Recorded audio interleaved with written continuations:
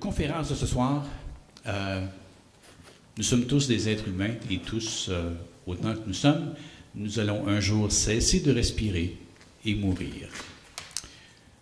Étant donné que nous ne croyons pas à une vie après la mort, comme la plupart des humanistes, du moins je l'espère, le seul espoir que nous avions jusqu'à maintenant d'un semblant de vie éternelle, c'est de continuer à vivre dans la mémoire de nos proches, ou si on a de la chance d'avoir fait un travail valable au cours de notre existence, que notre travail nous survit et qu'on se rappelle de nous à cause du travail qu'on a accompli de notre vivant. Et aussi, on peut continuer à vivre à travers nos enfants, à travers notre descendance. Ça, c'est maintenant. Au 21e siècle, on a peut-être des nouvelles alternatives qui s'offrent à nous. Et c'est un peu ça que notre conférencier de ce soir, Michel Bérard, qui est le vice-président de l'association et qui est un des membres fondateurs, va nous parler. La technologie nous offre peut-être des pistes d'éternité à ce niveau-là. Et c'est un projet, je pense, que Michel travaille depuis un certain temps. Il m'en a déjà parlé. Ça fait déjà quelques temps de ça. Et puis, je connais les grandes lignes, mais je vais le découvrir avec vous. Donc, je vous demande d'accueillir Michel.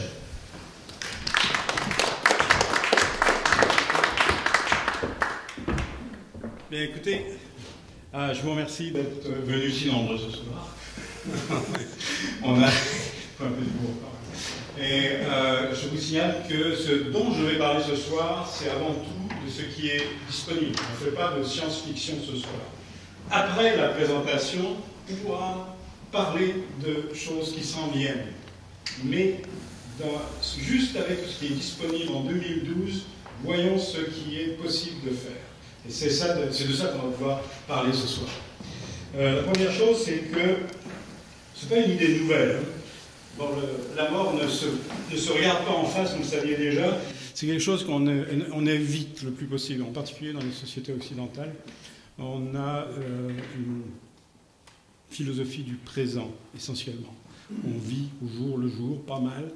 On ne se préoccupe pas trop de l'avenir et on se préoccupe encore moins de ce qui va se passer après notre mort. En fait, vous-même, vous êtes une exception, parce qu'il n'y a pas une grande quantité de gens qui s'intéressent à ce qui va arriver après leur mort. La plupart des gens s'en foutent complètement. Il y en a un petit nombre, dont vous êtes, qui s'intéressent à l'héritage qu'ils vont laisser, et à qui ils vont le laisser, et sous quelle forme il sera, on pourrait dire, utilisé par soit nos descendants, soit des gens qui nous sont totalement inconnus, mais qui peuvent s'intéresser à nous pour toutes sortes de raisons.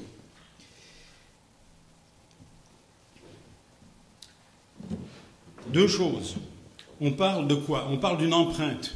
On parle d'une empreinte et on parle de pérennité.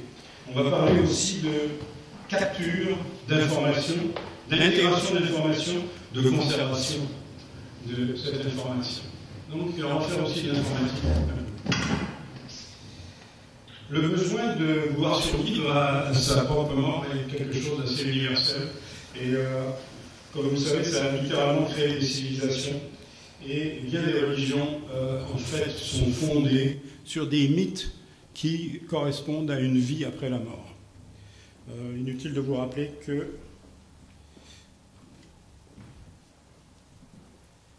il y a d'autres amateurs dans ce genre de business, si on peut dire, et on va trouver évidemment en grand nombre des gens qui ont la certitude absolue que ce qu'ils pensent être, leur moi profond, va survivre à la décomposition de leur corps. Et ils en ont fait beaucoup de choses. C'est un truc qui fait beaucoup de millage, je peux vous assurer de ça. Ce que vous voyez ici, c'est les portes du paradis, bien sûr. Vous avez aussi le rapture. C'est très, très populaire auprès des évangélistes américains. C'est quelque chose qui... vous savez que à un moment donné, Jésus va les appeler à eux et ceux qui sont élus vont monter, comme vous le voyez ici très bien, au ciel, rejoindre Jésus, et les autres, les pécheurs tels que nous, les mécréants, allons rester minablement sur la terre et souffrir le martyre. Alors, est-ce que vous dites que c'est pas déjà arrivé? Ah, ça c'est une bonne question. Parce qu'à votre campagne, il y a un an, vous avez promis la voiture. Ben oui, on attend toujours. Non, ça s'est produit. Ça s'est produit. Ah, Alors on est foutu là. donc, tous ceux qui sont ici sont foutus. Maintenant, du point de vue purement scientifique, disons que cette hypothèse est hautement improbable et les garanties du point de vue commercial sont vraiment très faibles. Alors, on peut regarder aussi d'une autre façon, c'est d'étendre la vie beaucoup plus longtemps, peut-être pas l'éternité, mais quelque chose de... Et il y a des gens qui travaillent là-dessus. Vous savez qu'on a réussi à allonger la vie de souris, de rats de laboratoire, en les faisant, par exemple, en leur donnant moins à manger que ce qu'ils ont normalement besoin. Le résultat, effectivement, ils vivent plus longtemps, ils vivent une longue vie où ils ont toujours faim. Ce qui n'est pas toujours nécessairement la chose que nous désirons le plus. Il y avait un autre truc aussi qui a été assez populaire il y a une quinzaine d'années, c'est de se faire congeler. Mais enfin, il faut voir aussi que si vous vous faites congeler, vous interrompez votre vie. Donc vous ne vivez plus pendant la période congelée, à supposer qu'on puisse vous dégeler un jour. Alors donc ça, c'est une hypothèse aussi qui paraît pas tout à fait bien partie pour l'instant. Et qui, de toute façon, dans un cas comme dans l'autre de ces deux hypothèses, il ne faut pas oublier qu'il y aura toujours des accidents. Donc, statistiquement, si vous vivez 10 000 ans, votre probabilité d'avoir un accident commence à être pas mal élevée, il ne faut pas l'oublier. Donc, vous risquez quand même de ne pas vivre éternellement avec ça. C'est bien désespérant, mais il y a peut-être une possibilité pour nous quand même de laisser une trace. Alors évidemment, ce n'est pas la même chose que vivre. Voyons. Ah, je touche au... Je m'aperçois que je touche à ceci. Voilà. Donc on peut laisser des traces aussi durables que possible. C'est quoi des traces? C'est l'empreinte physique, dans le monde physique, de ce que nous avons fait, été. Alors il y a beaucoup de choses, ça couvre en fait pas mal de choses. Et on peut se poser la question, mais comment est-ce qu'on va faire ça? D'abord, deux choses. Quand on parle de traces, on parle d'une empreinte dans l'esprit des gens qui nous ont connus, de toutes sortes de façons. Mais on parle aussi de choses qui sont externes, qui ne sont pas dans des humains, dans le cerveau des gens, mais qui se trouvent externalisés sous la forme de documents. Soit des documents que vous avez créés vous-même, soit des documents qui ont été pris à votre insu, il y a toutes sortes de choses qui existent. Mais le tout, ça correspond à quoi? Ça correspond à ce que j'appelle la somme de ces empreintes constitue votre persona. Alors persona, c'est un terme, alors si vous allez, c'est pas dans le revers, je vous le dis tout de suite. Alors cherchez-le pas dans le revers, vous ne le trouverez pas. Il existe en anglais, on l'utilise assez souvent dans un sens particulier qui est celui du théâtre. Au théâtre, quand on dit on joue un caractère, on peut jouer un persona ou une persona. Alors moi j'ai appelé ça la somme de toutes ces empreintes, aussi bien dans la tête des gens que dans les documents qui vous décrivent. J'appelle ça la persona. Alors vous m'accorderez ce privilège. Je viens de donner une nouvelle signification au terme persona. Mais il n'est pas très éloigné de son sens initial, parce que de toute façon, comme les gens de théâtre qui prétendent représenter un personnage, ce que nous allons laisser comme empreinte n'est toujours qu'une fraction de notre moi profond, diront certains, mais c'est jamais la totalité. Nous sommes en fait sélectifs sur ce que nous voulons laisser, et je ne pense pas que ça va changer avant longtemps. Il y a des choses qu'on n'a pas envie de laisser. Alors, ça va être effectivement une personnalité. Donc il y a vraiment une relation avec le théâtre. Nous créons une scène sur laquelle nous allons continuer à jouer, même en notre absence, d'une certaine façon. Pas oublier qu'un siècle après votre mort, il n'y aura probablement personne qui va se rappeler de vous. Directement, c'est assez peu probable. Mon petit-fils a 4 ans, j'ai 70 ans. On a déjà donc 66 ans de décalage. Ça me surprendrait que je vois le fils de mon petit-fils, mon arrière-petit-fils. Donc vous voyez que c'est à peu près les limites actuelles c'est que c'est une centaine d'années. Au bout d'une centaine d'années, il n'y a plus grand monde qui connaît grand monde. Il y a quelques centenaires qui connaissent quelques autres centenaires, mais bon, c'est pas terrible. Et ils connaissent, s'ils ont des arrière-petits-enfants, il y a encore un lien à ce niveau-là. Un lien direct, mais il est bien ténu. Donc j'ai cette notion de moi total et aussi cette notion de persona. La persona, ce qu'on va laisser, ça va être une partie de notre moi total et ça va être négligeable ou bien assez impressionnant, dépendant de l'effort que nous voudrons bien y mettre. Ça, c'est une chose. C'est quelque chose que je vais revenir là-dessus, c'est que ça ne se fera pas tout seul. Il faut que vous vouliez laisser quelque chose si c'est votre objectif, mais il faut travailler dessus, ça ne se fait pas tout seul. Pourquoi on fait ça ? Déjà, si on laisse des documents disponibles, ça permet à ceux qui nous ont connus de maintenir leurs souvenirs relativement frais. J'ai le souvenir de la voix de ma mère dans mon téléphone, ici, parce que elle a enregistré des chansons qu'elle chantait à ses petits-enfants. Et j'ai copié ça en MP3, d'une cassette dans MP3, d'un MP3 dans mon téléphone. Quand je m'ennuie de ma mère, c'est pas compliqué. J'écoute sa voix chanter des chansons enfantines à mes petits-enfants. Donc, pour moi, 10 ans maintenant après son décès, 9 ans après son décès, sa voix est conservée. Elle est très présente. J'ai pas de doute sur quelle était sa voix. Donc j'ai gagné ça. C'est déjà du vivant de moi-même. J'ai gagné cet avantage de pouvoir continuer à peut-être pas à correspondre, mais à avoir un contact assez direct avec des gens et des personnes qui sont décédées déjà depuis un bout de temps. Puis aussi, on le fait aussi pour ceux qui pourraient, éventuellement, on ne sait pas, s'intéresser à nous dans un siècle, ou dans 2 siècles, ou dans 3 siècles, on ne sait pas. Et soyons honnêtes, on ne sait pas qu'est-ce qui va les intéresser. Alors aussi bien ramasser le maximum de choses, ils feront le tri eux-mêmes.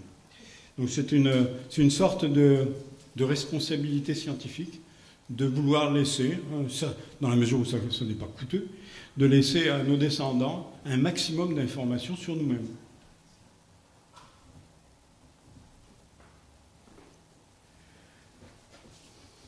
Quand on parle de traces, et on parle de quoi exactement ? Une empreinte dans le monde physique, c'est quoi ? Avant tout, ça va être une voix, des images, et aussi des attitudes, des gestes, des démarches, des tics, la respiration même de quelqu'un. C'est quelque chose qui constitue tout ça, constitue sa persona. Je vous signale qu'on travaille sur le toucher, mais ce n'est pas disponible actuellement. Et l'odeur corporelle, il n'est pas certain qu'on veuille s'en inquiéter et la transmettre à nos descendants. C'est un choix aussi.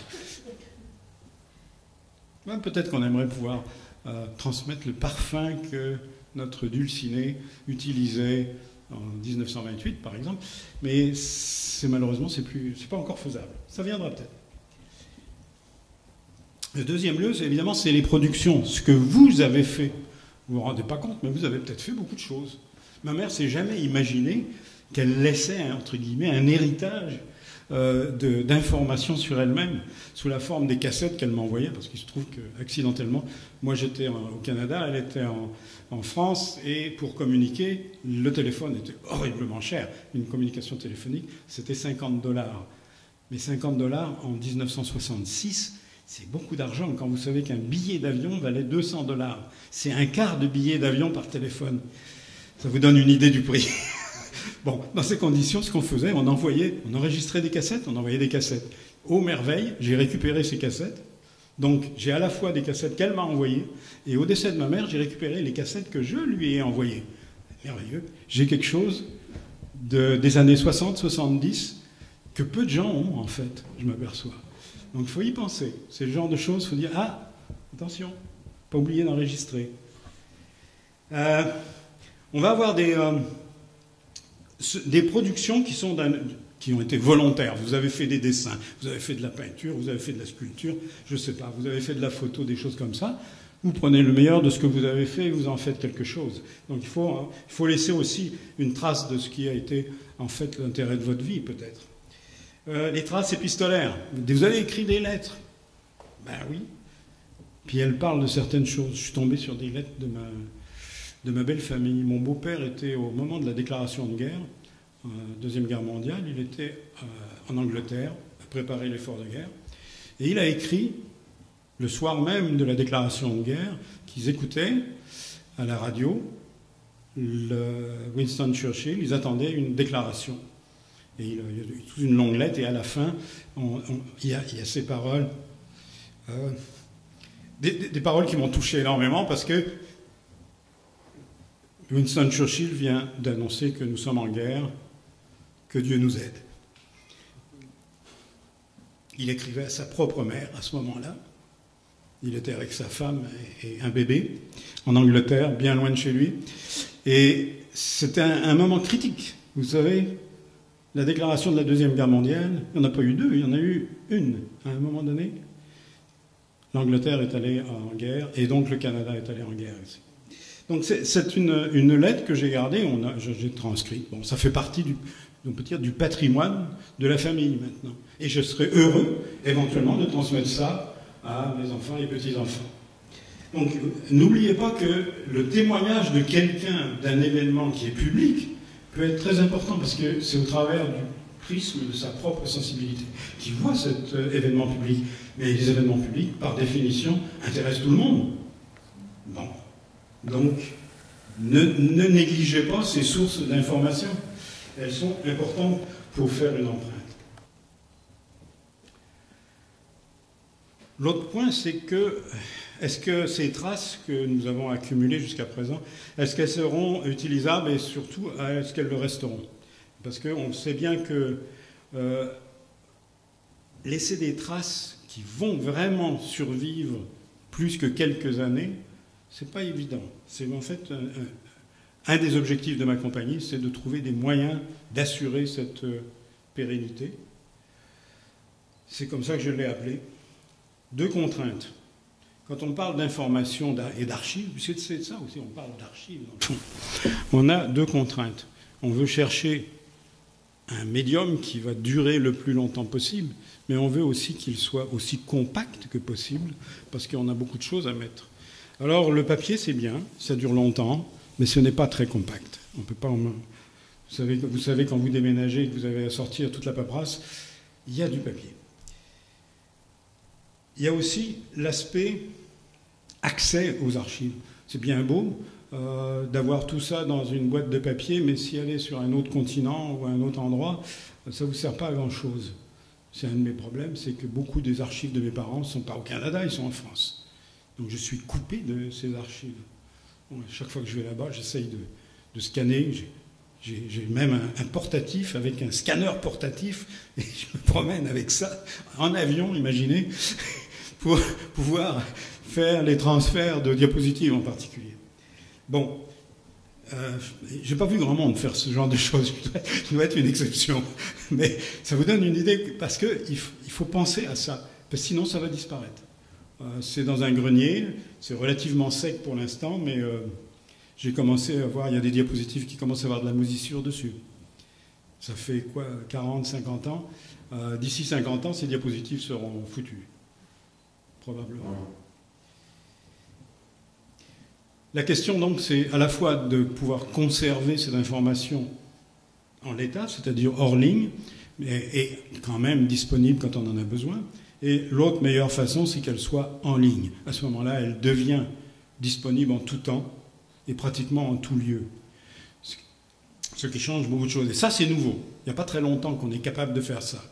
En fait, ça date de 95, si je me souviens bien.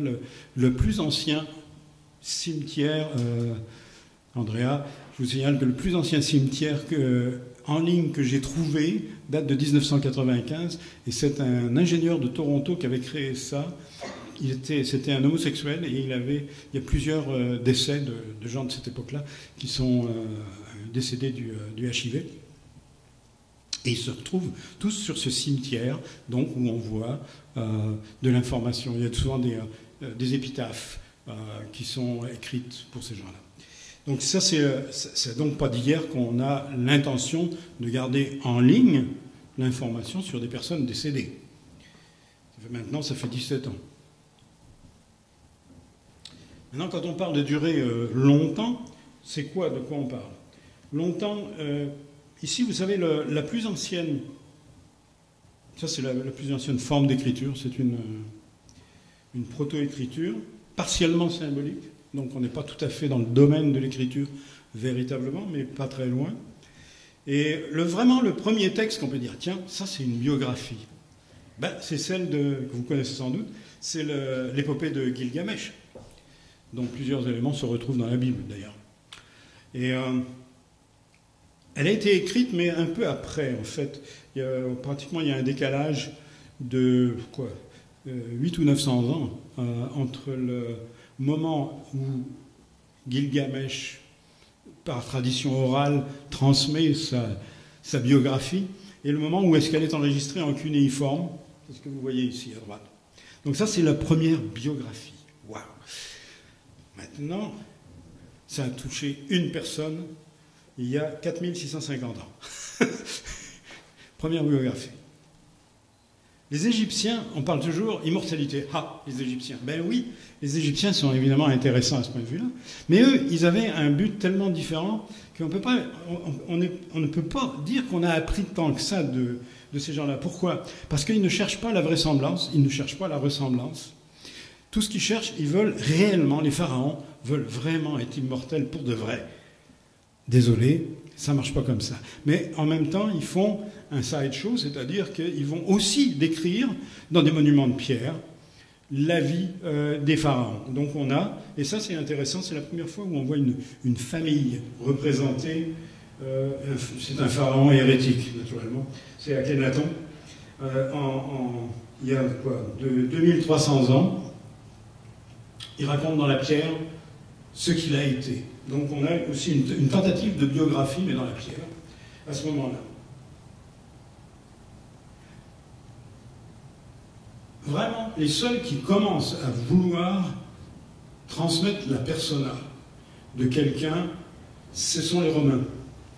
Les Romains se préoccupent de ressemblance. Je signale que les Grecs ne se préoccupaient pas tant que ça de ressemblance. Ils se préoccupaient de beauté, avant tout. Et les Romains veulent de la ressemblance. Ils sont plus pragmatiques, peut-être. Et ce sont les premiers qui vont faire des bustes. C'est quoi l'utilité d'un buste, sinon d'assurer la pérennité des traits de la personne qui est sous cette forme? Et on va trouver aussi des scènes d'intérieur où les habitants de la villa romaine sont effectivement représentés sous leurs traits vraisemblables. Donc c'est la première fois qu'on va se trouver avec une tentative vraiment réelle de chercher la ressemblance physique. Évidemment, les Romains commencent aussi à écrire des histoires, des biographies. Donc ça commence à se répandre à ce moment-là. Mais pendant tout le Moyen-Âge, la ressemblance disparaît. Si vous regardez, il y a beaucoup de choses. Le Moyen-Âge n'est pas intéressé par notre ressemblance physique. Donc lorsqu'il va faire des portraits ou des choses comme ça, ça va être toujours considérablement amélioré. C'est l'esthétique et surtout, on pourrait dire, c'est la vision divine de la chose qui les intéresse. Les traits physiques des gens, au Moyen-Âge, il n'y en a pas beaucoup, malheureusement. Déjà, même dans l'Antiquité, il n'y en avait pas énormément, mais alors avec le Moyen-Âge, ça s'évapore. Ça revient à la Renaissance. Et à la Renaissance, on trouve de nouveau un souci de ressemblance. Donc, le souci de vouloir transmettre à la postérité une image réelle, aussi réelle que possible, des individus qui ont vécu. Vous voyez que le portrait de Cosimo de Médicis n'est pas particulièrement flatteur. Il n'était pas très beau, ben ils l'ont fait pas très beau. Donc c'est déjà quelque chose. Le portrait de Marie-Gabrielle de Sinetti, la duchesse, est probablement un peu plus flatteur. Mais quand même, à l'époque, on parle du XVIIIe siècle, il y avait une tentative tout de même de faire des portraits ressemblants, même si généralement flatteurs. Et de toute façon, tout ça c'est bien beau, mais ça ne touche que l'aristocratie. Le Pékin moyen, ben, il n'a pas droit à la pérennité. Ça ne fait pas partie de ses attributs. C'est tout juste s'il a droit à un coin dans le cimetière communal. Et c'est à peu près tout ce qu'on lui concède comme postérité.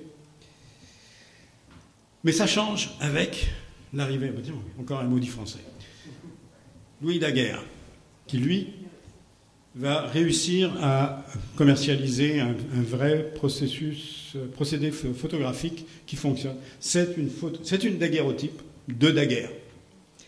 Donc on se trouve à partir de ce moment-là, à pouvoir enregistrer avec fidélité, objectivité même, les traits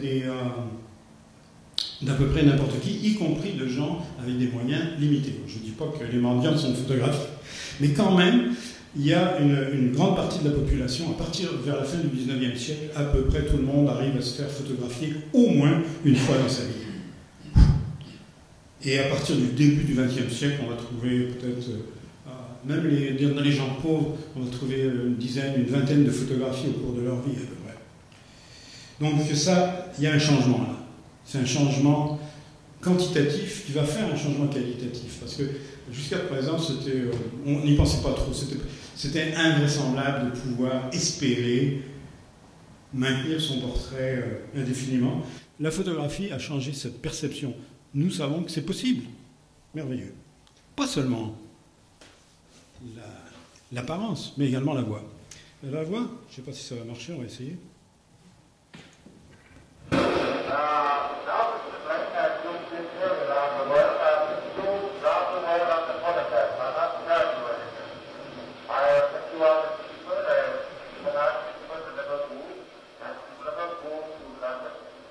Ça ne dure pas longtemps. Alors ça a duré 20 secondes, c'est tout. Alors qu'est-ce que c'est? C'est le premier enregistrement de Thomas Edison, il y a 124 ans. Et en fait, ce premier enregistrement qui nous soit parvenu, parce qu'il est possible qu'il y en ait eu deux auparavant, mais qui ne sont pas parvenus. C'était une bombe à l'époque. L'enregistrement de la voix, ça a été vraiment quelque chose qui a secoué les gens. Parce que des portraits, on en avait avant. Quand la photographie est arrivée, c'est une mécanisation de quelque chose qui existait auparavant, qui s'appelait l'art du portrait. Lorsque l'enregistrement de la voix arrive, il n'y a pas de précédent. Tout d'un coup, on a un moyen mécanique de reproduire la voix. Ça aussi, ça fait du bruit. Et malheureusement, ça reste encore, si vous regardez les enregistrements qui datent de l'époque, c'est soit les inventeurs eux-mêmes, Thomas Edison s'est servi lui-même, et soit des chanteurs et des politiciens. C'est à peu près tout. Alors, le reste du commun des mortels, il va falloir qu'ils attendent un peu. Et en fait, ils vont devoir attendre jusqu'aux années 50. Donc à partir des années 50, on a des enregistreurs. Alors moi, j'ai une bobine qui a été enregistrée sur un enregistreur Philips comme celui-là, sauf que je suis incapable de la lire. Je sais pas. Pierre, où es-tu? J'ai besoin de ton aide pour récupérer cette bande-là. Après ça, en fait, à partir de 60, on a les principaux ingrédients. On sait écrire des biographies, on sait faire des portraits ressemblants, et on sait reproduire la voix. Ça commence à s'annoncer bien. Notre immortalité relative a pris du poids. Mais il manque quand même quelque chose. Le quelque chose, je pense que vous allez le percevoir dans les vidéos qui vont suivre, c'est le mouvement. Le mouvement est une grosse partie de notre personnalité. Si vous regardez une photo du début du XXe siècle, la photo typique, c'est le père, la mère assise, les deux enfants devant, ou 3 ou 4, et c'est pris dans un studio, et vous n'avez aucune idée du caractère des gens qui sont pris en photo. Ça ne vous dit rien. C'est complètement statique. Pourquoi? Parce qu'il n'y a pas de mouvement, il n'y a pas de voix en plus. Donc vous n'avez rien. Vous avez juste, on appelle ça un instantané, c'est pas pour rien. Alors il manque beaucoup de choses. Mais les caméras de cinéma sont apparues au début du XXe siècle, mais sont devenues un outil pour les amateurs, principalement un peu avant la guerre et après la guerre. Et elles ont toutes ce défaut en commun, c'est qu'elles n'enregistrent pas le son. Donc vous avez cette période de 1930 à 1970, où pratiquement enregistrer le son, c'est pas facile. En plus, bon, la qualité des images, on parle ici de 8 mm, on parle toujours de ce qui est disponible au grand public. Je ne parle pas des studios de cinéma. Je parle de ce qui est disponible pour moi, pauvre Pékin de Montréal. Là, c'est pas n'importe quoi. C'est pas parce que une grande vedette de cinéma a été photographiée et cinématographiée sous toutes les coutures en 1930 que ça me concerne. Je ne suis pas concerné par ça. Ce n'est pas une technologie qui était accessible. La technologie devient accessible beaucoup plus tard. Déjà, en 80, vous avez ici un film. Je regardais la qualité de l'image. C'est pas terrible, hein. En plus, bon, c'est saccadé. Et ça, c'est 1980. C'est pas très vieux, c'est 32 ans. Les couleurs aussi ont commencé à délaver. Donc ça, c'est un autre truc aussi. C'était un film Kodachrome. Et au bout de 20 ans, les rouges commencent à disparaître. Bon.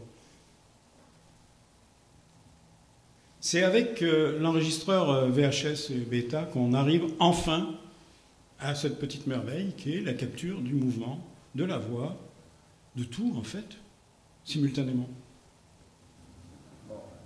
Ça c'est moi. Mais il y a déjà un bout de temps. La voix n'est pas très bonne, non, le son n'était pas très bon.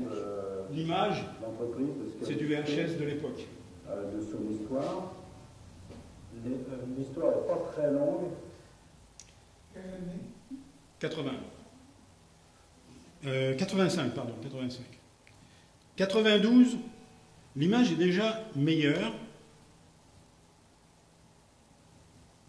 7 ans plus tard. Oui. Non, j'ai raté. Ok, on va faire.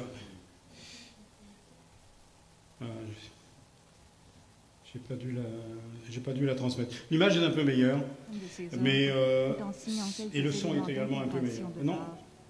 Si je récupère la main, parce que là il est en train de chercher un fichier sur un réseau qui n'existe pas. À la Maison Environnement Petro-Canada 1980. Bon, ça y est. Alors, ça c'est 2010, c'est pas vieux. Et regardez déjà, bon, je ne sais pas si vous le voyez parce que l'image est un peu délavée ici. Moi à l'écran c'est très bon, mais ici vous ne le verrez peut-être pas aussi bien.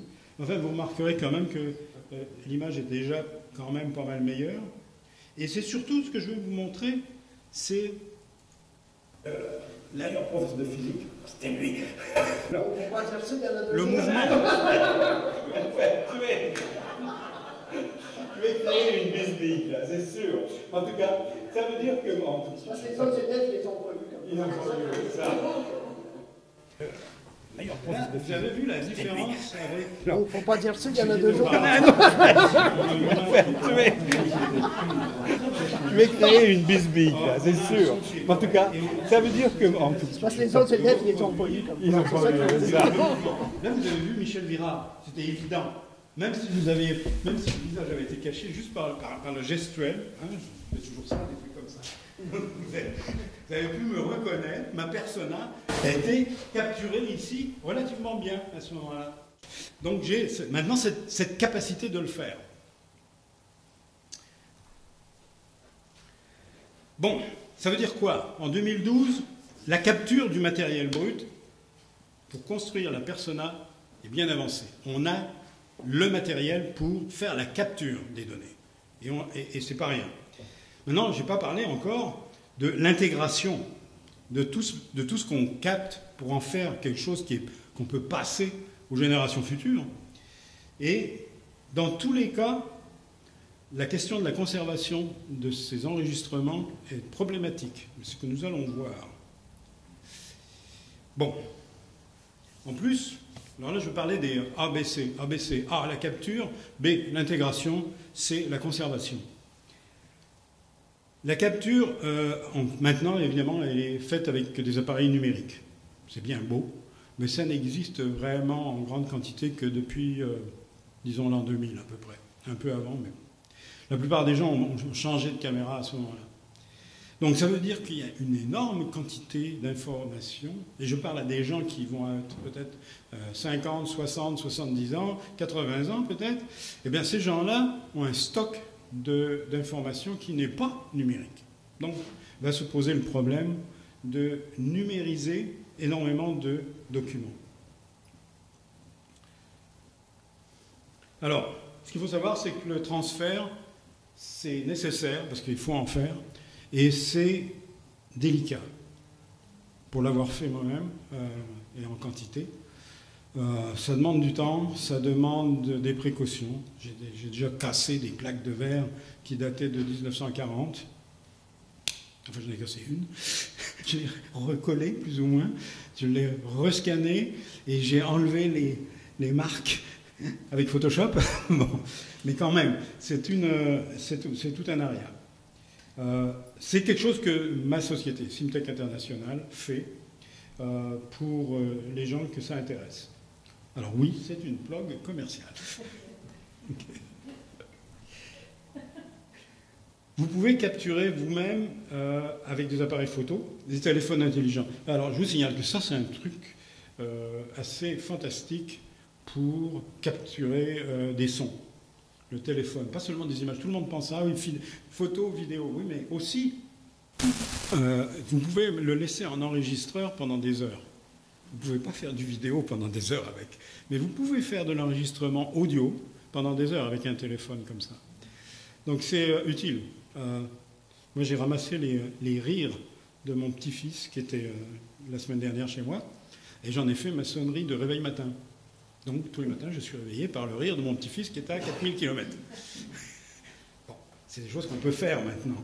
Ça va être utile aussi lorsque vous entendez une conversation à la table d'à côté dans un restaurant, et puis ça vous paraît, c'est bizarre, il s'agit d'un évangéliste et puis un autre, je ne sais pas trop qui, là. Eh bien, rien ne vous empêche de le mettre en route et puis d'enregistrer. Vous allez trouver des trucs délicieux. Moi, j'ai enregistré les frères, comment on appelle ça, les clercs de... Non, c'est pas les clercs de Saint-Viateur, c'est ceux qui s'occupent du Collège Notre-Dame et de l'oratoire. Et les clercs de Sainte-Croix ?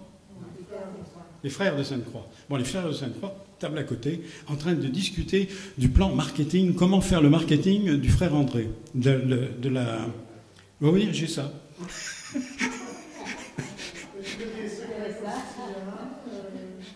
Mais c'était le sérieux de la chose. Ils étaient 3 ou 4, et ensemble.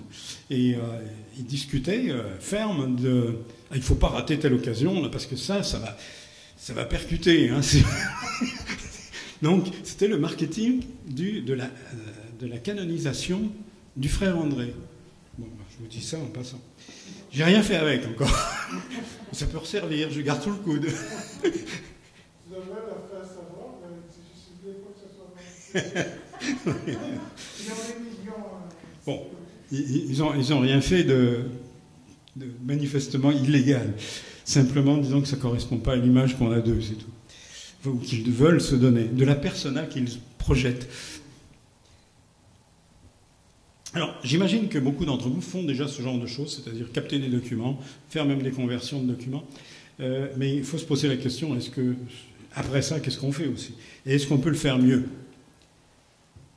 Ça prend des équipements spéciaux. Pour les diapositives, il y a des genres d'équipements. Pour les négatifs aussi, les scanners habituels ne sont pas très bons. Donc il faut y penser aussi, parce qu'il faut un rétroéclairage.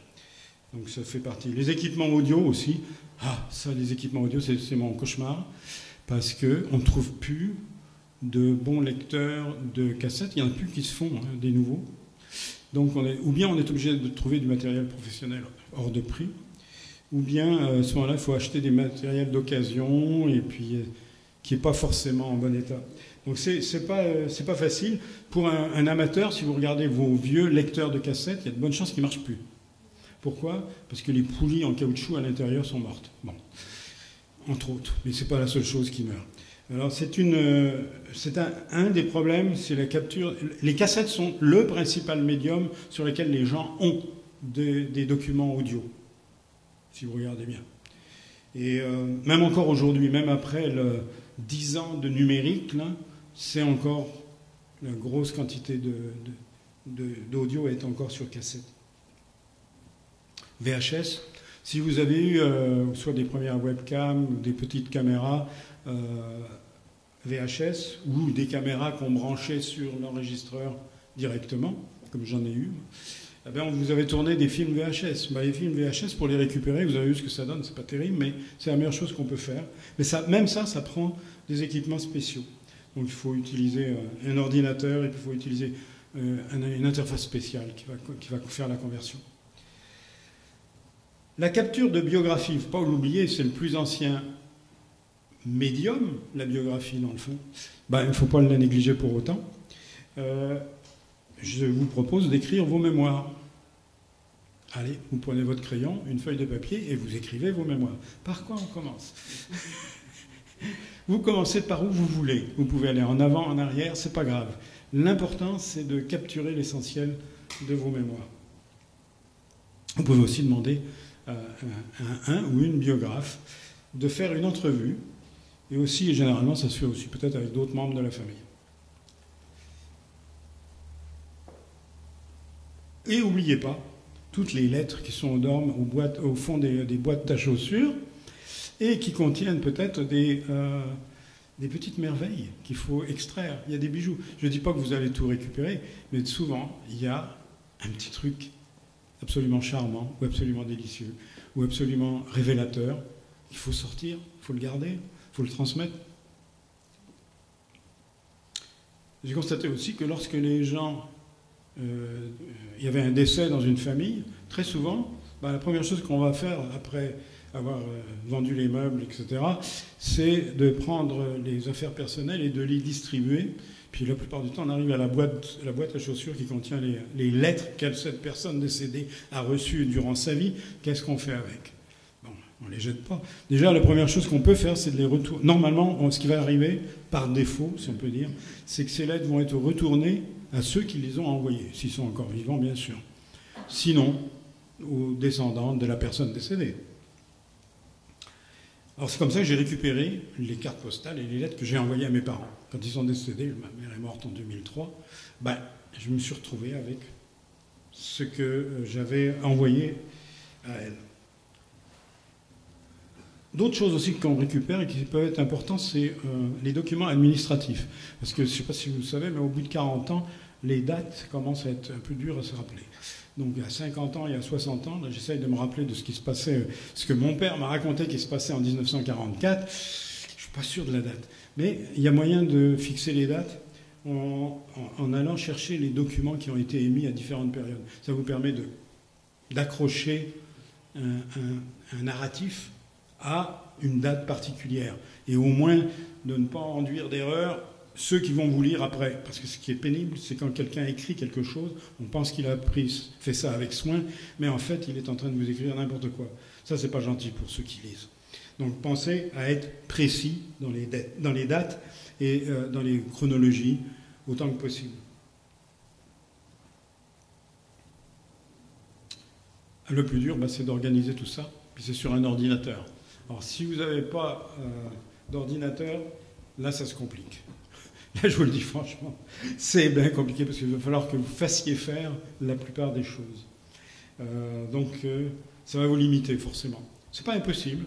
Vous pouvez demander à quelqu'un de le faire pour vous, mais il faut bien être conscient qu'il ne pourra pas en faire autant que vous pourriez vous-même le faire. Donc, il s'agit d'organiser des fichiers sur des ordinateurs et de faire des organisations. Alors, on fournit des conseils dans ce domaine-là. Comment faire pour ne pas perdre les originaux, évidemment. Il y a des ressources sur Internet. Il y a pas mal de ressources sur Internet. Il n'y en a pas autant que je voudrais, mais il y en a. Et il y en a une de plus, qui va être le site web de immortel.ca, qui est celui de Simtech International, ma compagnie. Donc, pour ce qui est de la capture, on peut se débrouiller. On a les moyens, on est capable. Bon, l'intégration, il y a plusieurs façons de le faire.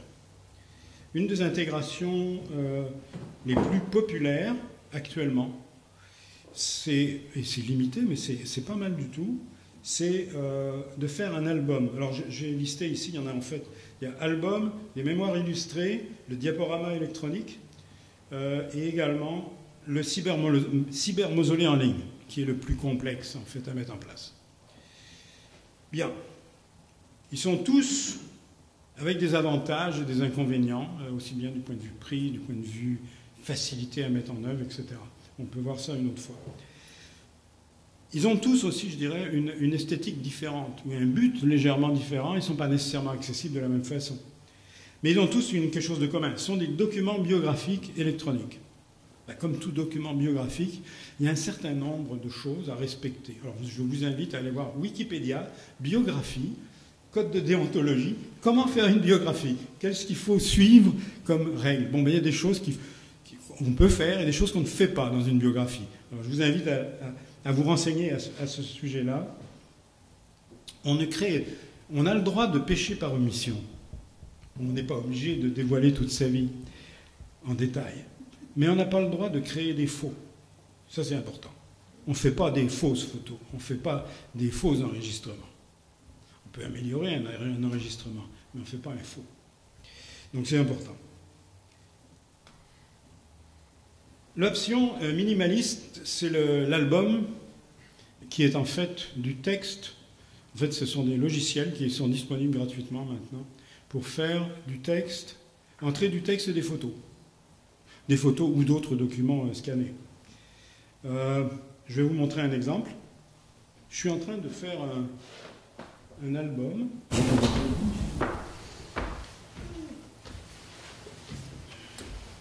Sur un voyage que j'ai fait en 1971.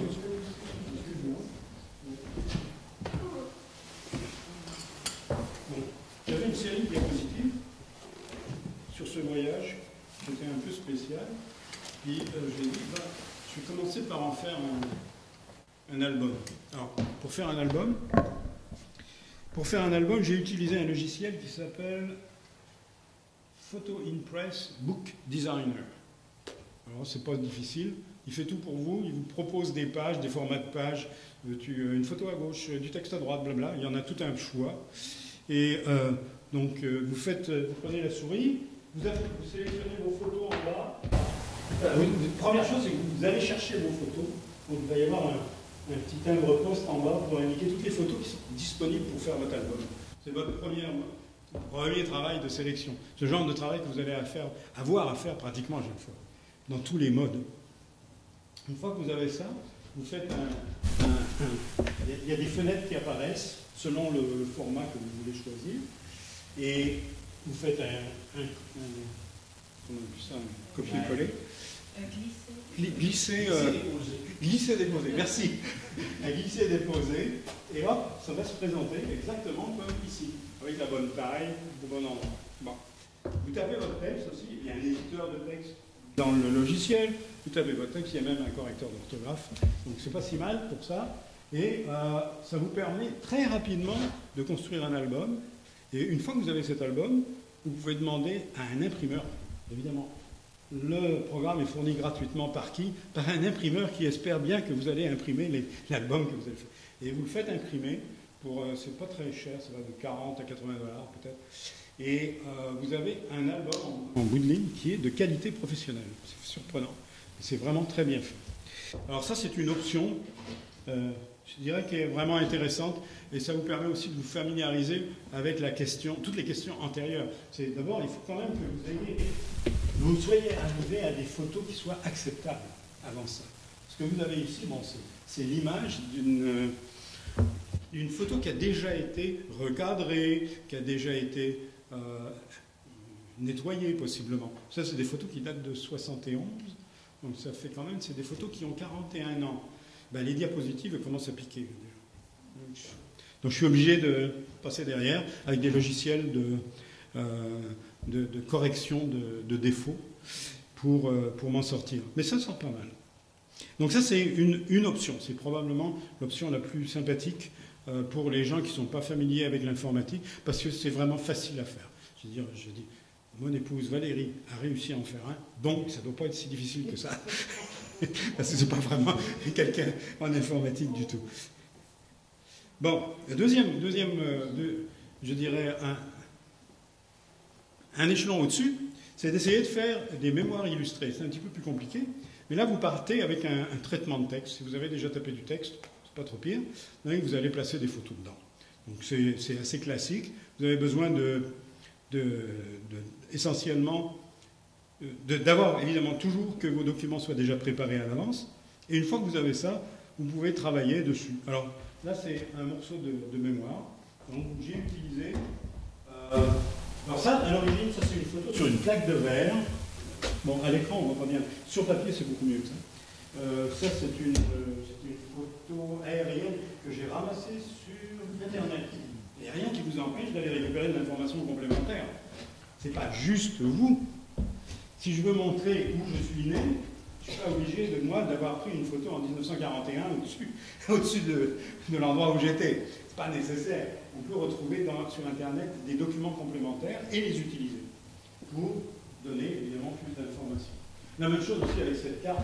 C'est une carte que j'ai piquée sur Internet pour les besoins de la cause, parce que moi, je n'avais pas évidemment la carte de la France en 1941. Ça se trouve pas comme ça. Alors, sauf que Internet maintenant permet cette addition d'informations périphériques et de rendre évidemment la narration beaucoup plus intéressante. Parce que là, c'est plus n'importe qui. C'est pas juste Michel Virard qui vient de naître, c'est toutes sortes de choses qui se passent autour à ce moment-là. Et donc, à lire, c'est tout de suite plus agréable. Donc ça, c'est des choses qui peuvent être une façon de faire. Bon, faites ça pas. Vous n'êtes pas obligé de faire tout d'un coup, vous pouvez faire une période particulière de votre vie. Vous êtes pas, parce que c'est compliqué, autrement essayer de tout faire d'un coup. Là, vous dites, bon, ok, ma petite enfance, ça fait un bloc. Mon adolescence, ça fait un autre bloc, et ainsi de suite. Vous pouvez avoir des périodes comme ça, avec des dates charnières. Ça simplifie l'organisation de vos mémoires.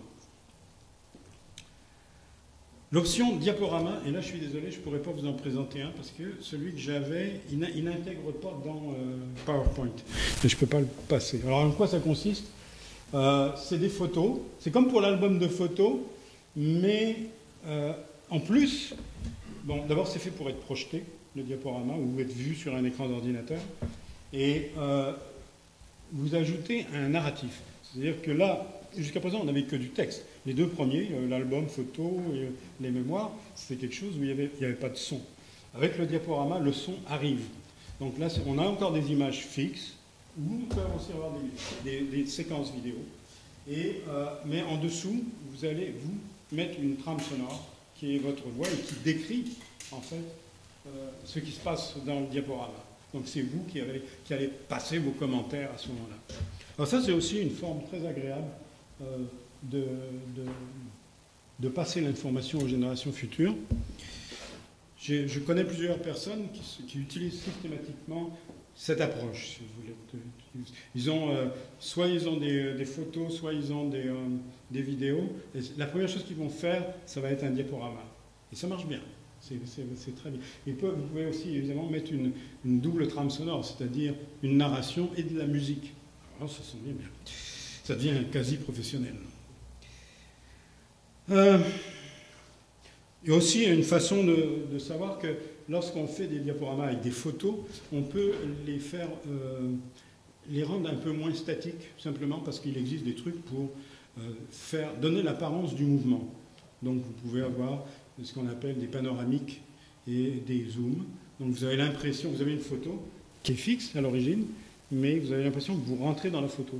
Parce qu'il y a un zoom artificiel, un effet de zoom qui est créé, et vous avez, pendant quelques secondes, vous avez l'impression que vous avancez dans la photo. Et ça, c'est complètement dans le diaporama. Il n'y a pas de vidéo, mais ça marche, ça donne une impression comme ça. Donc c'est des trucs qu'il faut savoir pour exploiter au maximum le matériel que vous avez. Alors les diaporamas peuvent être vus de différentes façons. Ils peuvent être vus sur un PC, ils peuvent être vus aussi en ligne. Et typiquement, on va les conserver sur un DVD ou un CD. Et on ne va pas les imprimer, par contre. Ça, c'est la différence. Les deux premiers, on les imprime aussi. Mais le troisième, celui-là, on ne l'imprime pas. Bon, là, je n'ai pas d'exemple donc, de diaporama. Le quatrième, celui pour lequel vous êtes venu, c'est le cybermausolée. Et le cybermausolée, ça comprend tout. Des photos, des séquences vidéo, des séquences audio, des textes de nature biographique et même généalogique. Parce que là, on va aussi s'intéresser à pas seulement la personne, mais probablement aussi des personnes qui lui sont liées. Et c'est fait pour être parcouru de façon linéaire. Donc les cybermausolées, vous allez vous promener dedans en sautant d'un hyperlien à un autre. Donc il y a un changement. Alors ça peut être très simple ou très compliqué. Je vais vous donner un exemple d'un mausolée relativement simple, où il n'y a même pas de vidéo d'ailleurs. En voici un. Alors, une compagnie américaine qui s'appelle Virtual Memorials. On va en reparler tout à l'heure de cette compagnie. Et elle fait en fait des cybermausolées. Et en voici. Alors j'ai pris un exemple. Une personne qui est décédée à 30 ans, un jeune père de famille. Une histoire plutôt triste. Et bon, qu'est-ce qu'on trouve? On trouve photos, on trouve des sortes d'épitaphes. Il y a une décoration de fond. Vous voyez? Ça, c'est les 3 premières pages de présentation.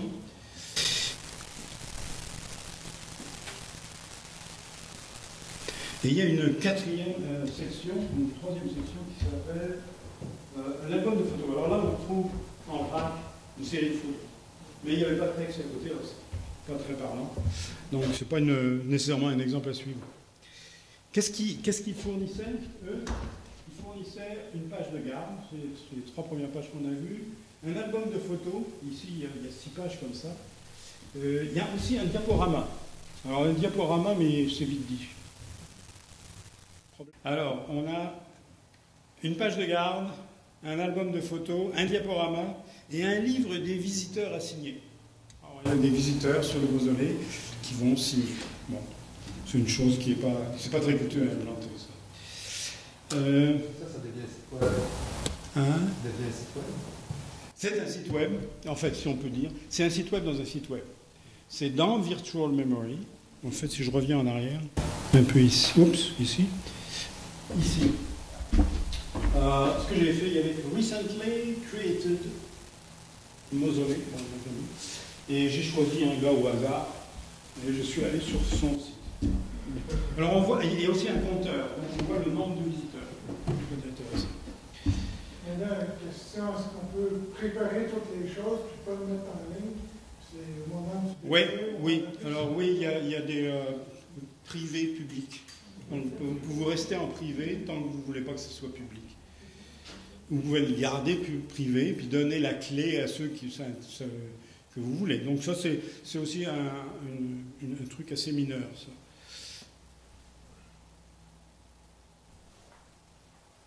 Les 4 exemples que je vous ai donnés n'épuisent pas toutes les possibilités.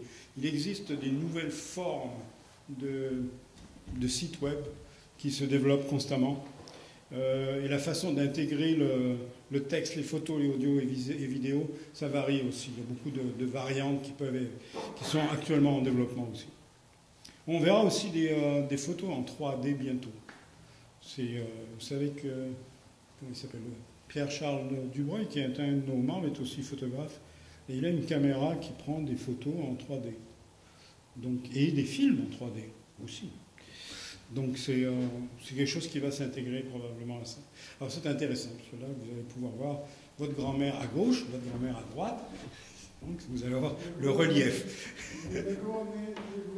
Voilà.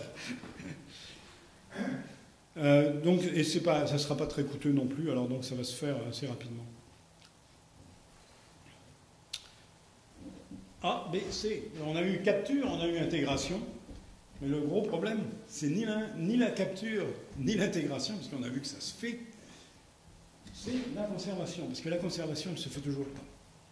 Donc on a un problème à résoudre. Je pense qu'on a une solution. Je vous en parlerai. D'abord, pourquoi est-ce que j'ai dit, soyons réalistes. Il s'agit d'immortalité relative, pas absolue. Est-ce qu'on a besoin de beaucoup plus que 100 ans actuellement? Je dirais que c'est 2 marchés, entre guillemets, différents. Je pense qu'il existe un marché actuel qui est le marché du moins de 100 ans, puis un marché peut-être éventuel du plus de 100 ans, le 1000 ans, 10 000 ans, 100 000 ans, etc. Celui-ci, on l'a laissé de côté parce que je n'ai aucun outil actuellement qui permette de garantir quoi que ce soit. Celui de moins de 100 ans, même ça, c'est pas évident. Je peux vous garantir que vos papiers, normalement, vont durer 100 ans. C'est à peu près la seule chose que je peux vous garantir. Mais encore à condition de ne pas les perdre, à condition qu'ils ne brûlent pas, à condition de toutes sortes de choses. Et en fait, à condition probablement que vous ayez plusieurs copies, parce que souvent, un seul original, ce n'est pas garanti. Pourquoi est-ce qu'on s'intéresse à moins de 100 ans? Pour deux raisons. D'abord, au bout de 100 ans, combien est-ce qu'il y a de personnes qui vont s'intéresser vraiment à vous? Probablement très peu. Donc, si on est conséquent avec soi-même, on va vouloir servir ceux qui sont les plus nombreux. Et ceux qui sont les plus nombreux, ce sont ceux que vous connaissez actuellement. Ce sont Il y a des marchands d'être morts aussi, c'est ça. Et qui sont plus jeunes que vous, et donc ont des chances de s'intéresser à vous dans les 10, 15, 20, 30 prochaines années. Encore, peut-être. Si je pense à mon petit-fils qui a 4 ans, là, j'imagine que quand il va avoir 25 ans, peut-être que ça l'intéressera de savoir ce que son grand-père était. Moi, je serais probablement plus là. Mais c'est donc important pour moi de lui laisser cette information. Donc, c'est pour ça que je le fais. Pas seulement à lui, peut-être qu'il y a d'autres personnes qui seront intéressées. On ne sait jamais. Vous savez, c'est assez bizarre, les intérêts. Par exemple, j'ai fait un livre sur un voyage dans l'Arctique, avec des avions d'une autre époque. C'est des DC-3, je pense. Mais il y a des fanatiques de ça qui sont très intéressés à écouter mon histoire. On va leur faire plaisir. Hein? Pourquoi pas? Alors, si on parle, peut-être qu'un chiffre qui va vous donner une idée. La moyenne de personnes qui assistent à un enterrement aux États-Unis, je ne pense pas que ce soit très différent au Canada, c'est très exactement 26 personnes. Là, on a tout dit avec ça. Je veux dire. C'est beaucoup, c'est notre réalité, celle à laquelle on doit faire face. Bon, et là-dessus, n'oubliez pas, il y a quelques personnages où il y a 1000 personnes à l'enterrement, et il y en a un paquet où il y a 5 personnes. Bon. Alors, il y a un autre aspect de la chose, c'est que légalement, il est impossible à ma connaissance. Je n'ai pas de notaire ce soir, Sartou est en voyage. Mais c'est... d'après tout ce que j'ai compris, il n'est pas possible de contracter pour plus de 100 ans. En fait, les groupes sont faits pour 99. Ça, c'est quand tu mets des clauses spéciales destinées à être exécutées plus tard. Il y a des obligations américaines qui viennent d'être émises cette semaine à 99 ans. Mais ça, c'est pour du frais. C'est une obligation contractuelle, c'est ce que je veux dire. Alors, ça nous pose un problème. Est-ce qu'on crée un musée à ton nom qui va durer... La question, oui, mais là, on ne fait que déplacer le problème. C'est ce que je vais montrer, justement. Le problème, si tu veux, c'est pas qu'il n'y ait pas des organismes qui durent plus de 100 ans. C'est qu'il faut trouver quelqu'un qui va être responsable pendant 100 ans de faire en sorte que tes archives demeurent accessibles en ligne. Bon, voilà. C'est une question d'argent. Quand tu t'appelles Bernard Cloutier et tu lègues 1 million à la Fondation Humaniste, j'ai bonne chance que ça dure plus longtemps que... Est-ce qu'il sera en ligne? Est-ce que le site berclos.net sera en ligne dans 100 ans? Donc, celui de la Fondation Humaniste. Probablement, oui. Mais je ne sais pas. En tout cas, ça nous concerne. Bah, moi, je ne suis pas millionnaire, donc c'est pas mon problème. Je veux dire, il faut que je trouve une autre solution. Alors, la question, c'est... La conservation, c'est archiver. Donc, physiquement, ça veut dire conserver ces données-là pendant une période de 100 ans. Et deuxièmement, ne pas oublier, c'est les mettre à disposition. Parce que si elles sont dans un bloc de ciment au fond d'une mine de sel, ça ne servira pas à grand monde. Donc, il faut trouver des archives qui soient accessibles et quelqu'un qui s'occupe que l'accès en ligne soit maintenu. Parce que l'accès en ligne, c'est quoi? C'est la bonne volonté de compagnies de téléphone, de compagnies actuellement qui sont des compagnies commerciales qui peuvent disparaître du jour au lendemain. La technologie peut également changer beaucoup. Et si je n'ai personne à qui je dis, toi tu es responsable de ça, et tu es légalement responsable de ça, j'ai un problème. L'Église catholique. Ça pourrait. C'est peut-être, on va leur envoyer une requête là-dessus. Pour résumer sur le côté archivage pur, bon, ben c'est le livre imprimé qui est encore le champion, hein. Malheureux à dire. Donc, vos merveilleuses mémoires que vous avez pris tant de soin à faire sur votre ordinateur, je vous en prie, imprimez au moins 3 exemplaires. Parce que vous ne savez pas ce qui va arriver à votre ordinateur. Enfin, je sais, il va se retrouver dans une bombe quelque part. Non, à un mais moment donné. à ce moment-là, ça prend un papier spécial. Pour 300 ans, Oui, ça ne prend pas. un bureau de notaire, ça prend des Vous l'imprimez sur un bon papier, qui n'est pas assis. Oui. Mais vous pouvez le trouver, c'est pas impossible à trouver. Les microfilms. Alors les microfilms, c'est facilement 100 ans, mais ça peut être avec des conditions de conservation, ça peut être 700 ans. Si vous gardez ça en tête, c'est peut-être une solution pour certains documents. Maintenant, ça demande des lecteurs, c'est un peu compliqué.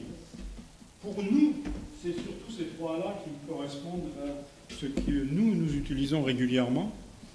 Et ce sont les disques optiques. Alors, les disques optiques, ça a commencé avec le CD, c'est les DVD, c'est le Blu-ray. Et typiquement, ils sont de moins en moins fiables.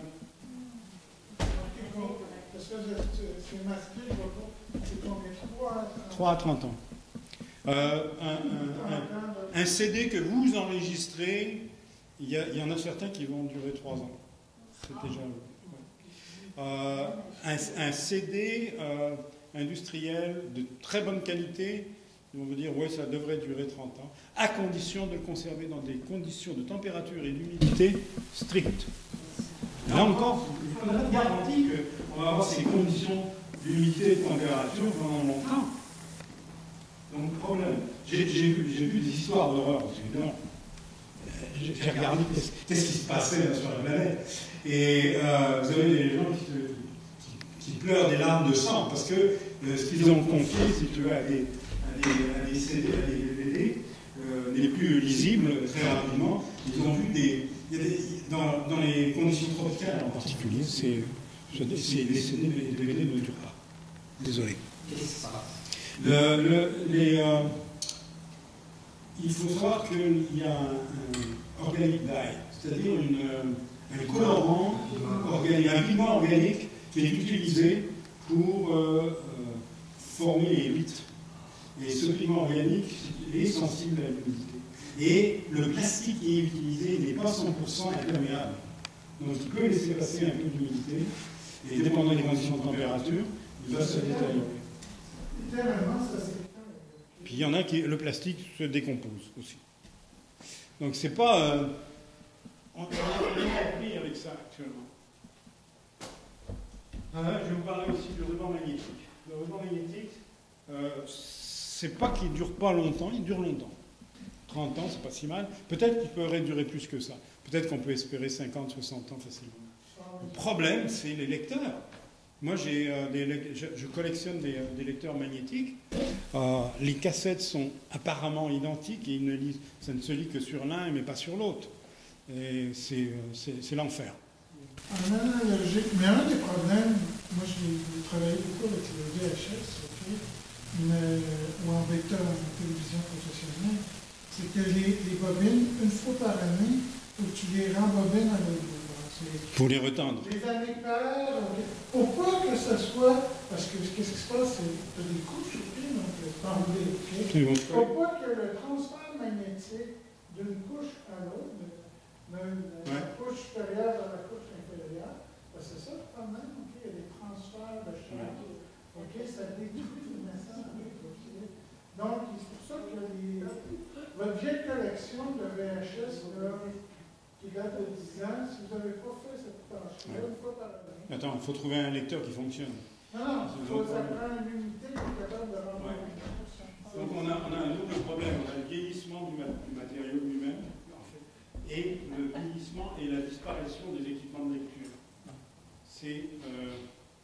les archivistes du monde occidental s'arrachent les cheveux, actuellement, je peux vous le dire. Parce que les gouvernements occidentaux demandent aux archivistes de conserver énormément de documents à long terme, et les archivistes n'ont pas ce moyen actuellement. Ils cherchent toutes sortes de solutions plus ou moins bâtardes. Alors le disque magnétique, c'est la même chose. Alors le disque magnétique, c'est lui physiquement, il risque de tomber en panne au bout de 5 ans assez facilement. Mais tomber en panne et être illisible, c'est deux choses. Mais oui, c'est un problème. Alors ce qui existe maintenant, et c'est ce qu'on fait en fait, ce que tout le monde a fait jusqu'à présent, c'est de... Je vais vous en parler dans la solution, dans la slide suivante. Pour assurer l'accès en ligne, ça nous prend deux choses. L'évolution probable d'Internet et le côté légal, si on peut dire, pour assurer cet accès en ligne. Je ne parle pas seulement d'archives, mais en ligne. En ligne, ça va demander que les entités qui sont responsables de ça soient elles-mêmes des entités qui durent longtemps. Vous pouvez dire, ok, on va prendre des entreprises commerciales, des organisations religieuses, des États démocratiques, c'est-à-dire les gouvernements, les municipalités, les dépendances municipales aussi, les notaires aussi. Les notaires ont un bon track record. Qu'est-ce que fait un notaire à la fin de sa vie? Quand il prend sa retraite, il confie son étude à un autre notaire, ou bien il doit remettre ses archives à la chambre des notaires. D'accord. Aux archives nationales. Non, c'est à la chambre des notaires, je pense. Non, la chambre des notaires ne détient pas d'archives. Donc, pendant les 100 ans qui suivent la carrière du notaire, ça se passe d'un notaire à notaire. Donc, on va avoir un deuxième notaire mort, les deux études sont transmises à un troisième notaire, et ainsi de suite. Mais au bout de 100 ans, ça va aux archives nationales. Ah oui, c'est pour les documents qui sont trop anciens. Oui, okay. Un document qui date depuis 10 ans. Oui, dans ce sens-là. Bon, alors ça, c'est les possibilités. Actuellement, si on parle des cybermausolées, il n'y a que des entreprises commerciales qui fournissent ce service actuellement. Il n'y a pas de gouvernement qui le fasse actuellement. Je ne pense pas non plus qu'il y ait de fabriques religieuses qui le fassent comme tel, mais ça pourrait peut-être changer. Là, je vous ai repris, j'ai extrait les Terms of Use, le Virtual Memorial, celui qu'on a vu tout à l'heure. Qu'est-ce qu'ils ont garanti à leurs clients? Enfin, ses ayants droit, parce que lui, il est décédé, le client, si je peux dire. Eh bien, ils ne se sont pas cassés la tête.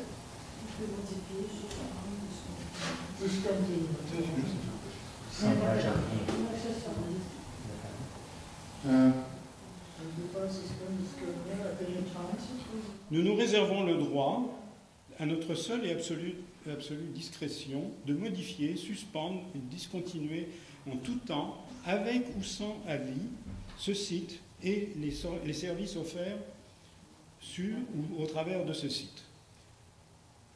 Bon, alors, c'est tout ça. Donc, déjà, première chose, on garantit. On a le droit de tirer la plug n'importe quand. Voilà. Ça, c'est la Cancellation, Termination, Transfer and Expiration Date. Bon. Je vous signale, ça coûte $55 pour ce site-là, pour s'inscrire. Il y en a un ici au Canada aussi, mais après 1 an, on l'enlève. Alors, là encore, c'est la même raison. Virtual Memorial, à sa seule et absolue discrétion, peut suspendre, annuler, transférer, terminer.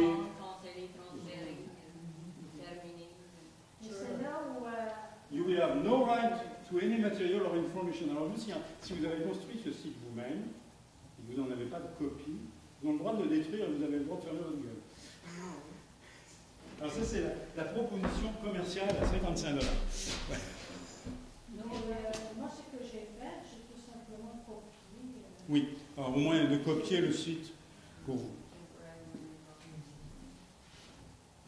Bon, alors moi j'ai une solution, enfin je pense avoir une solution à ce problème. Bon, d'abord, il y a une solution technique pour l'archivage et il y a une solution légale pour garantir l'accès en ligne. Voilà comment on va faire. On a déjà commencé, je veux dire, Andrea qui est ici. m'a introduit à la ville de Trois-Rivières qui est intéressée à s'occuper de ce genre de choses. D'abord, l'archivage lui-même se basait sur une réplication régulière au moins chaque 5 ans. Sur le meilleur médium du moment. On ne sait pas qu'est-ce que sera le meilleur médium du moment dans XML. Tout ce que je sais, c'est que ça va être recopié. C'est tout. Et actuellement, c'est un disque dur. Et donc, j'ai une bonne confiance que je vais pouvoir le faire. Évidemment, je peux utiliser aussi des copies de tout ça pour m'assurer que je ne perds rien. Oups. Deuxièmement, pour le côté accès en ligne, on confie légalement aux municipalités, ça peut être les municipalités ou ça peut être un ministère du gouvernement provincial. Mais a priori, on pense que c'est mieux que le point d'accès soit une municipalité. Et on peut le faire aussi au travers, non pas directement de la municipalité, mais au travers d'une dépendance de la municipalité qui s'appelle les bibliothèques. Les bibliothèques ont un devoir de patrimoine. Ce qui pourrait, en fait, nous avons un rendez-vous de prévu avec la bibliothèque de Trois-Rivières au mois d'avril, je pense, c'est ça. Donc pour ce genre de choses, ils sont apparemment intéressés. Alors l'idée, c'est que les municipalités ne fassent pas grand-chose elles-mêmes, mais qu'elles soient le facilitateur, si vous voulez, légal de toute la chose. C'est le point, le pivot, qui fait qu'elles ont la responsabilité de s'assurer qu'elles-mêmes trouvent des fournisseurs pour faire la plomberie. Et la plomberie, ça peut être presque toute la plomberie. Tout ce qu'on demande aux municipalités, c'est de maintenir un répertoire, dire oui, nous avons un répertoire pour les différentes personnes décédées, et le voici, et il est public, il est publié.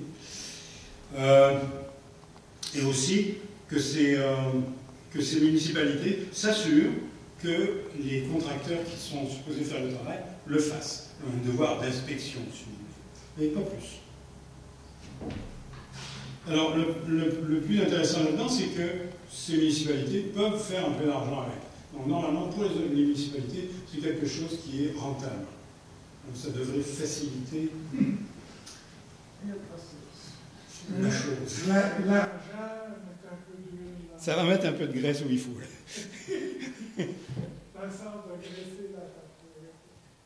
Bon, alors, donc on ne pourra pas nous reprocher que ça coûte de l'argent aux contribuables. Mais je pense que l'idée bonne, suggestion, peut-être faire savoir que vous existez, à tout le moins les notaires au Québec. Oui. Oui. Que les notaires, quand ils règlent la succession, puissent noter que les archives de M. Untel sont rendues là. Oui. Et deuxièmement, les archives nationales du Québec devraient peut-être avoir M. Untel qui habite Trois-Rivières, justement confié à la bibliothèque de Trois-Rivières. J'ai prévu, en fait, j'ai un contrat de ce qu'on appelle de concession virtuelle, et, qui est en fait une dérivée des concessions de cimetières. Qu'est-ce qu'on fait avec les restes de quelqu'un, etc. Mais j'ai complètement repris ça pour faire un contrat de concession virtuelle qui sera proposé en fait aux municipalités. Il a déjà été montré à Trois-Rivières. Bon, pour la copie, pourquoi est-ce que faire 20 copies, c'est des copies de copies, hein, n'oubliez pas, on devrait quand même conserver les données sur 100 ans. Eh bien parce qu'on le fait assez régulièrement. Ça nous est arrivé de faire des copies de copies assez souvent pour savoir que ça marche. Et ça marche parce qu'il y a ce qu'on appelle des codes de redondance dans les systèmes d'enregistrement qui font que s'il y a un défaut, un bit qui ne passe pas, on le détecte et on peut donc prendre le corriger. Il y a même des systèmes de correction automatique en fait. Donc ça ne m'inquiète pas. C'est pour ça que je dis qu'on peut garantir un siècle de recopie disque à disque sans problème. Michel, ça me fait penser que l'ADN, ça faisait pas mal plus longtemps que ça. Non. Il y a de l'ADN de Néandertal qui se décode de ce temps-ci. Malheureusement, je n'ai pas la technologie sous la main. J'ai dit que je ne faisais pas de science-fiction. Je fonctionne avec ce qui existe, ce que j'ai dans mon labo actuellement, pas avec ce que j'aurai demain, ce que j'avais la semaine dernière. Donc ça marche, parce que je l'ai fait, puis ça fonctionne. J'ai d'autres idées aussi dans le même genre qui sont faisables. Pour ce qui est mais ce qui m'inquiète le plus, c'est pourquoi est-ce que j'ai pas fait ce site de cimetière avant? C'est parce que j'avais pas de garantie de durée. Alors j'en ai pas parlé, mais les entreprises commerciales, la durée de vie moyenne d'une entreprise commerciale dans les 500 plus grandes entreprises américaines, les plus grosses, je parle, 40 ans. C'est ça la durée de vie moyenne. Kodak a fait faillite. On ne sait pas ce qui va arriver des archives. Ça va être repris. Les films, on les paye. Le processus de développement de films Kodak, ça va disparaître avec la faillite. Martel a fait faillite. Donc, n'oubliez pas, c'est pas parce que c'est gros que ça va durer. Et en même, on ne peut pas se fier à une entreprise commerciale qui a fondamentalement un intérêt à se débarrasser d'une charge. Regardez bien, s'occuper pendant un siècle de maintenir quelque chose en ligne pour quelqu'un qui est mort déjà, c'est quelque chose qu'ils vont vouloir se débarrasser le plus vite possible. C'est normal. Donc je ne peux pas compter sur eux, ou sur ces entreprises commerciales, pour avoir, on pourrait dire, même l'éthique de vouloir durer. C'est pas dans leur gène, c'est pas dans leur ADN. Qui c'est qui a de l'ADN pour durer? C'est assez facile, vous pouvez faire je l'ai montré avant, il y avait les organisations religieuses. Oui, elles durent longtemps. Sauf que ça m'embête un peu, moi, athée, humaniste, de demander au Vatican s'il veut bien conserver mes archives. Ça me paraît douteux, disons. D'autre part, en fait, ils sont plutôt en déconfiture en Occident, et donc il n'est pas du tout garanti que les archives religieuses vont être si bien gardées que ça. Ça, c'est une autre aspect. On peut demander aux Iraniens. À part ça, il y a les notaires. J'ai pensé aux notaires qui pourraient avoir un intérêt à le faire. Mais je cherche des gens qui ont intérêt à ce que ça dure. Parce qu'ils n'ont pas intérêt à ce que ça dure, ils vont faire ça comme... ils vont négliger. Les archives nationales? Les archives nationales, ça c'est mon deuxième choix. C'est en fait soit les archives nationales, le ministère de l'État civil aussi, qui pourrait être intéressé, et tout ce qui touche le patrimoine. Donc c'est les trois qui peuvent, à défaut, si avec les municipalités ça ne marche pas, ça va être avec ceux-là qu'on va devoir faire affaire. Éventuellement, je pense qu'on va en trouver un. En termes de durée, je vous signale qu'une municipalité dure plus longtemps qu'un État, qu'un gouvernement provincial, qu'un gouvernement de n'importe quel autre niveau. Ben oui, c'est comme ça. La ville de Marseille est bien antérieure à l'existence de la France, est bien antérieure à l'existence de la province de Provence, et ça veut dire que ça fait 2600 ans qu'ils existent. Oui, mais là, quand tu parles d'une ville qui a 2600 ans, l'entité avec des archives, avec il y a beaucoup de choses à l'époque, il n'y avait pas nécessairement beaucoup d'archives. L'administration publique, ok. D'après moi, la ville de Marseille est une création de l'État français moderne. La ville de Marseille existait très certainement. L'administration. Oui, l'administration, elle existait sous Louis XIV. De toute façon, c'était une des villes principales. C'est le port de guerre principal sur la Méditerranée du temps de Louis XIV. Donc, ça existait bien avant, il y avait des archives. Je crois qu'il y a un musée de la marine à Marseille. Oui, mais est-ce que tu parles de l'hôtel de ville à Marseille? Oh, l'hôtel de ville. Le procès verbal du conseil municipal qui est venu en 1600? Je ne sais pas, ça dépend si ça a été brûlé ou non à la Révolution. C'est tout. Okay. Si ça n'a pas été brûlé, c'est disponible. Oui. Et si ça a été brûlé, on peut dire que cette ville-là a été détruite. Malgré tout, des villes nord-américaines qui existent depuis plusieurs siècles, il y en existe. Donc vous avez des villes qui ont 400 ans au Québec, mais il y en a même plus que ça dans l'Amérique espagnole. Donc c'est pas une... C'est apparemment le groupement humain qui dure le plus longtemps.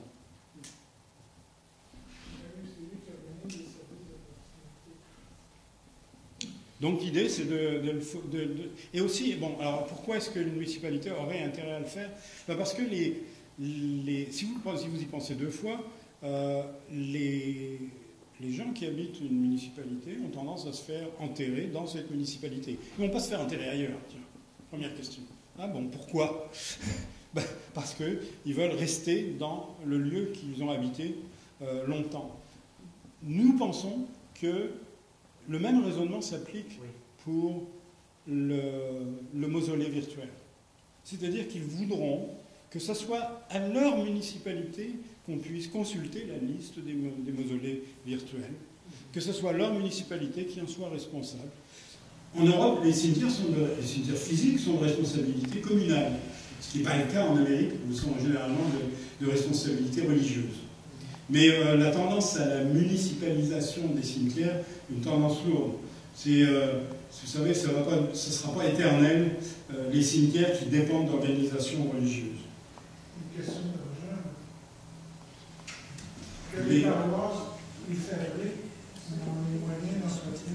Oui. Mais souvent, ce sont des organismes sans but lucratif, mais il y en a quand même là-dedans qui m'intéressent. Oui. Non, ça, c'est un autre problème. La question, c'est que le cimetière est associé fondamentalement à la commune, à la municipalité dans laquelle les gens véhiculent. C'est normal. Et je pense que c'est en fait l'étincelle que Andrea m'a fait réaliser quand elle a parlé d'un projet de cimetière. J'ai dit, mais bon sang, oui, c'est les municipalités qu'il fallait adresser. Parce que ça fait des années que je cherche une solution au problème de cette pérennité. J'en ai pas. Jusqu'à présent, j'en avais pas. Avec les municipalités, j'ai peut-être une solution. C'est ça la situation actuelle. Parce qu'en attendant, tout ce que vous avez, c'est que vous avez des entreprises commerciales qui vont vous dire, on va vous maintenir votre site. Je ne sais pas trop combien de temps. Tant que vous payez, ah oui, pas de problème. Vous arrêtez de payer, qu'est-ce qui se passe? Ah, bon, vous flush. Un des points numériques que tu n'as pas abordé, Facebook. Oui. Qu'est-ce qui arrive à mon compte Facebook si je lance? Excellente question. On s'est posé la question avec Bernard Cloutier. Pour le moment, vous ne mourrez pas. Alors, on ne meurt pas, mais ce qu'on laisse à ce moment-là, c'est quelque chose d'assez aléatoire. Ce n'est pas quelque chose que vous avez voulu. Vous avez une série d'échanges avec plusieurs personnes, mais est-ce que ça vous représente? Oui, peut-être un peu. C'est une facette de vous, mais ce n'est pas tout vous. Ça ne dit pas grand-chose sur vos amitiés de jeunesse. Ce n'est pas nécessairement très complet. Et il y a beaucoup de gens qui ne sont pas sur Facebook, ou qui ne veulent pas être sur Facebook aussi. Donc ça, c'est un autre aspect de la chose. Qui ne veulent pas être sur Facebook, mais qui veulent un mausolée virtuel.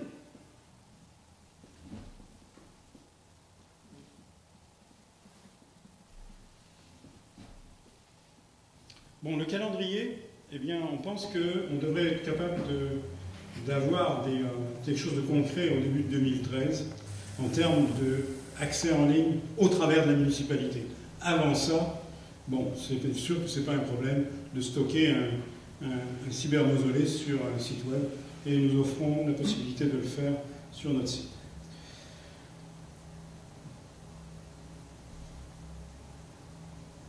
Qu'est-ce qui va se passer entre maintenant et 2013?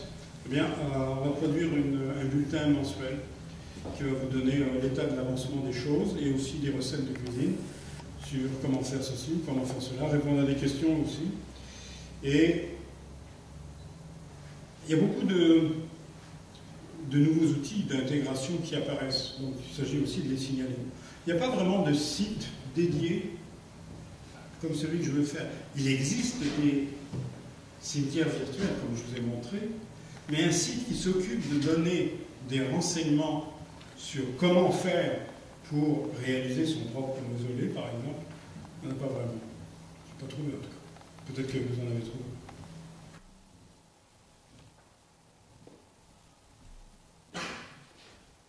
Alors c'est quand même une proposition réaliste. On n'est pas dans la science-fiction, on peut le faire. C'est déjà ça.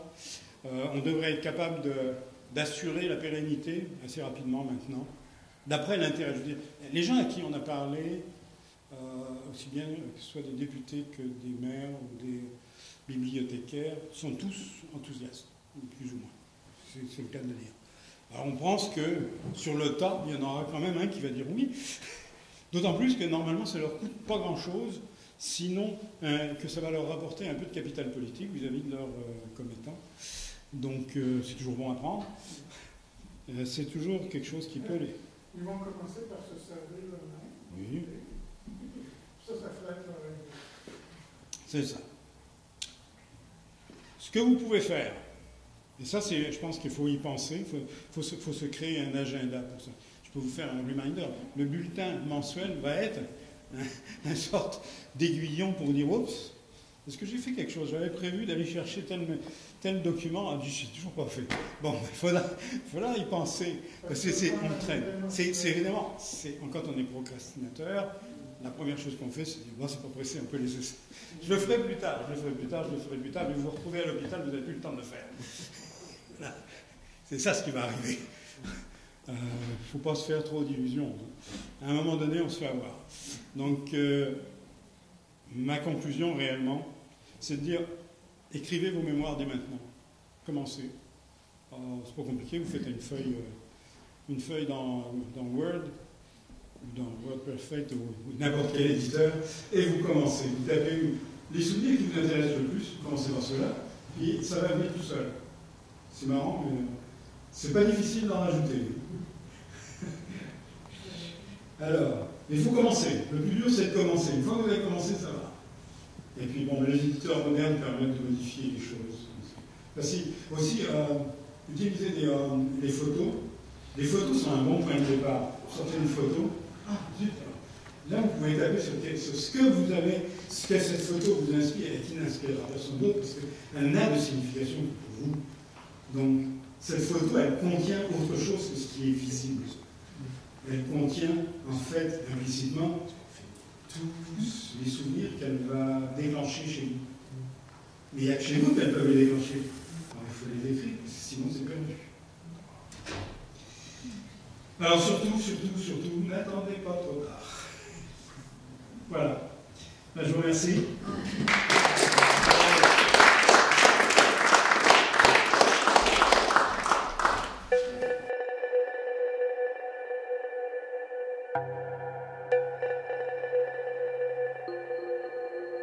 Thank you.